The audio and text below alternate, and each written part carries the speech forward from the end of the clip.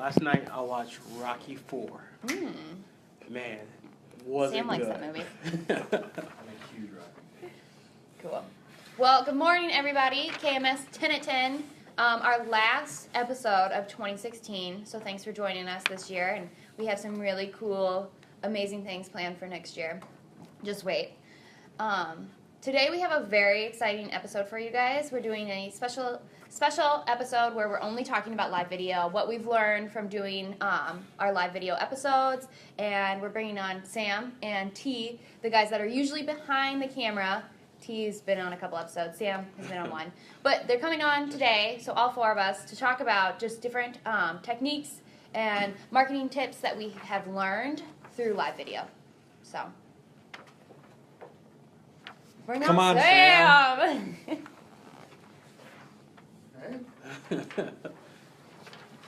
Welcome.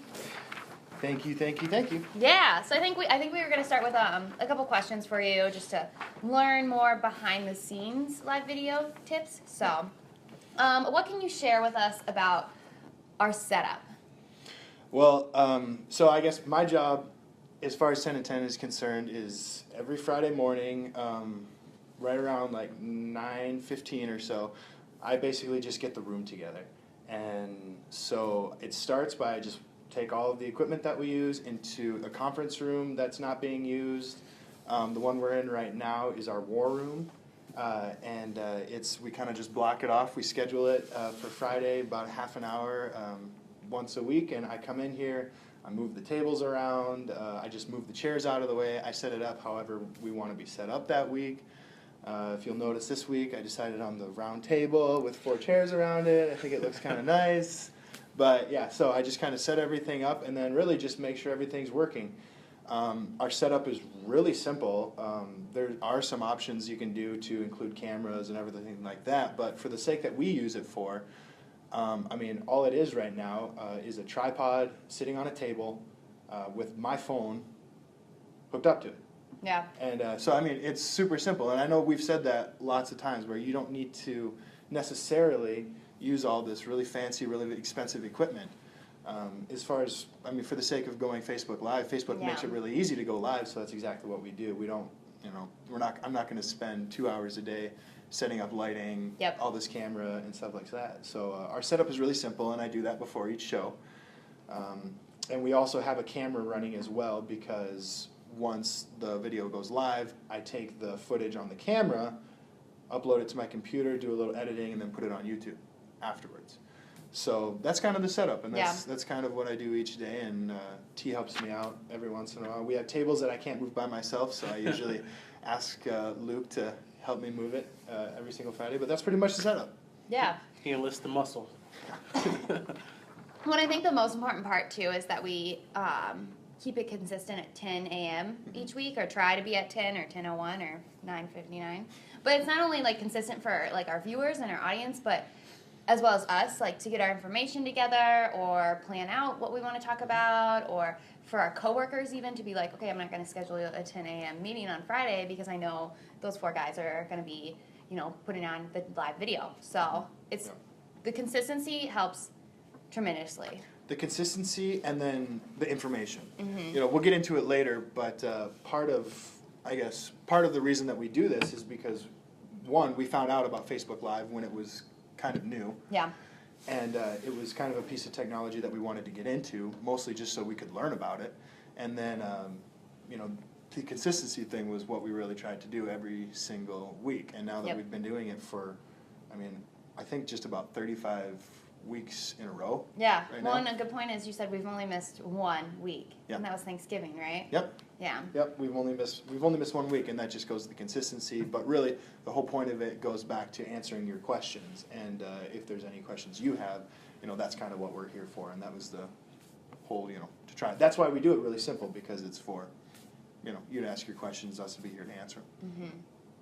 Can you specify any specific equipment, the brands that we use for the tripod or the camera, or I think you just use your audio off of your phone. Yep. Yeah. So. He said, Well, if you need any specific details, reach out to us and we'll find out. Yeah. So I just use my iPhone, my personal iPhone.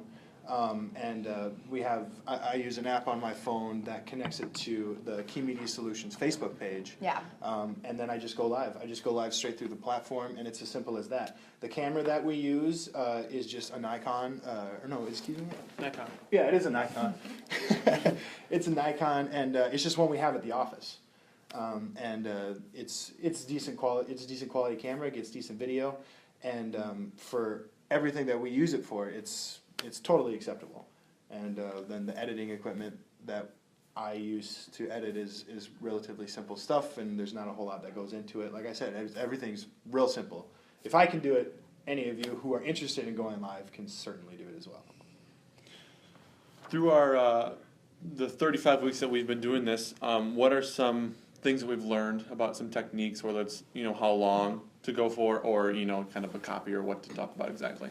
Yeah, so there are a couple tips, and or correct me if I'm wrong, or if you think anything, but as far as the copy goes, I'll start with the copy. If you're watching, you'll notice that there's a little bit of copy above the video.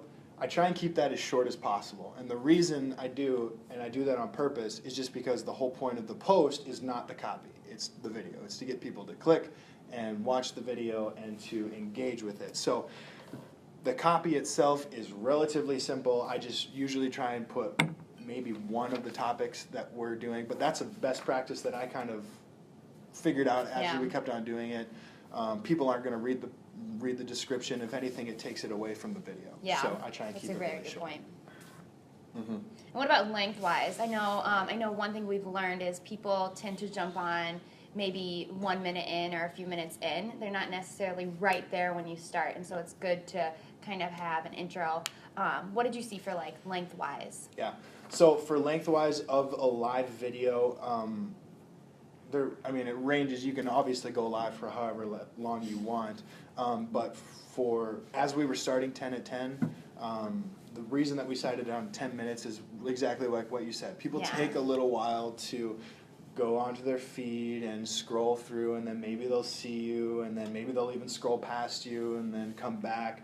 But the whole point is it takes a few minutes, probably 2 or 3 minutes, for people to even realize that you're going live. Yeah.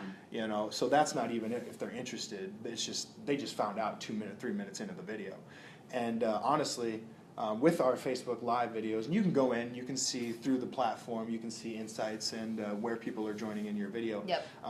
Most of our peaks are right around the 7 to 8 minute mark in our videos. So that's why we do topics all the way up to the very end, because that's kind of when people finally start figuring out, okay, number one, they're going live. Number two, this is an awesome live video and I want to watch it.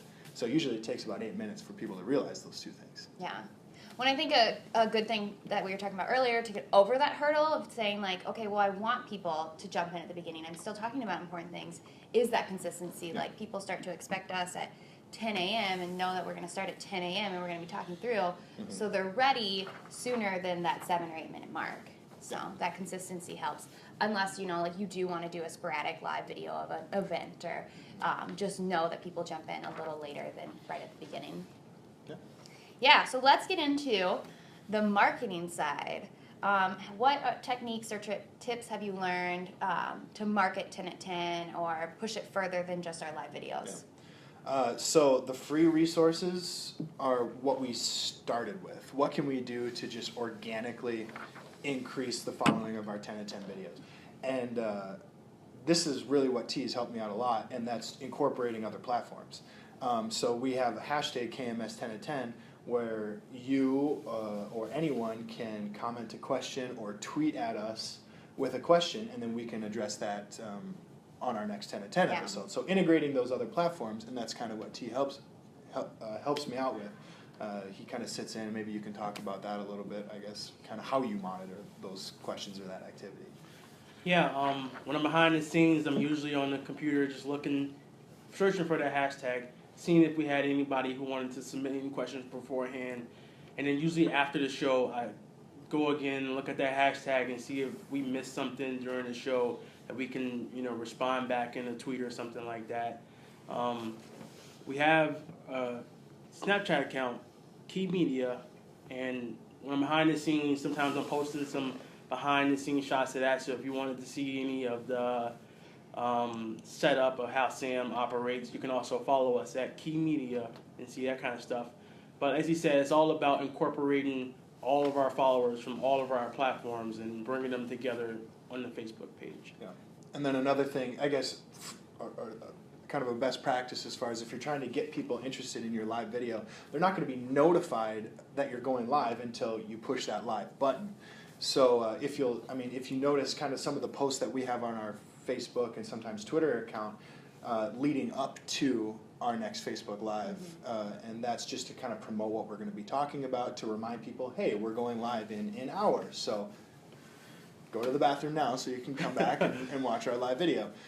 So doing things like that too. We posted little preview videos kind of the day before of people who are going to be on, and little things like that have been really helpful. And that's kind of what we're, I'd say, in the middle of testing right now, what works best with us, and always testing, basically. Yeah, and I do want to point out there is a feature, and it's slowly rolling out. I don't think it's to every page, but you can build the post. Say, like, if we built the post on Thursday saying Key Media Solutions is going to go live at 10 a.m. or Key Media Solutions is going to go live soon in the future, and then once you hit that live button to record the video, then you'd get that notification. But you can build that post to almost build anticipation up to your video. But like I said, it's not a feature that's available to everybody just yet, but I believe it's slowly rolling out. So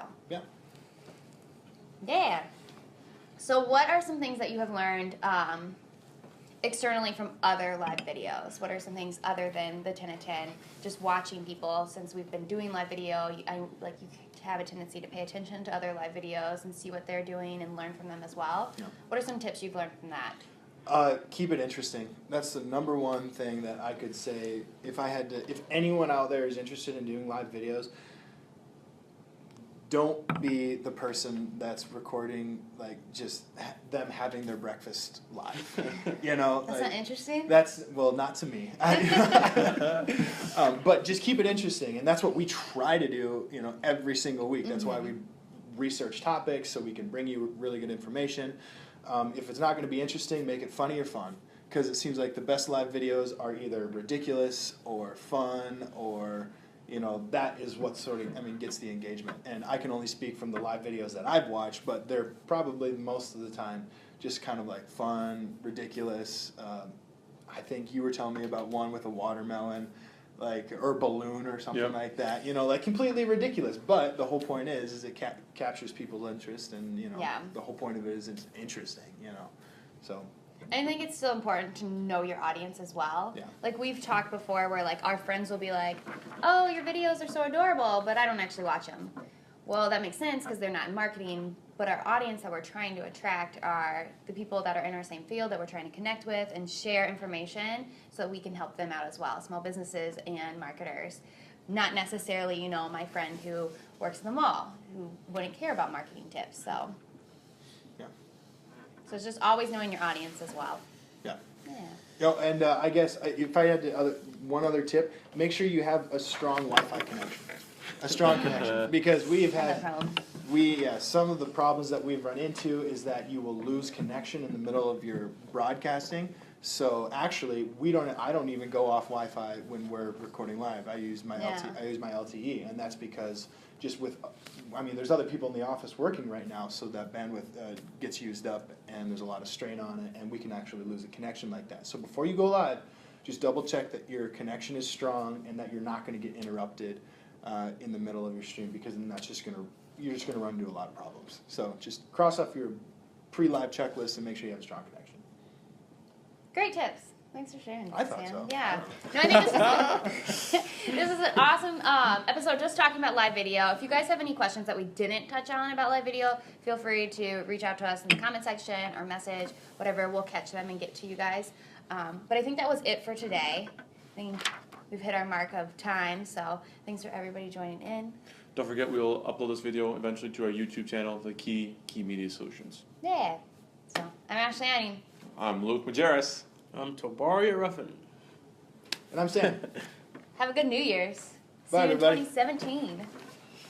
We made it. I probably said one sentence the entire episode. Ask him that one question. He's perfect. Proud of you.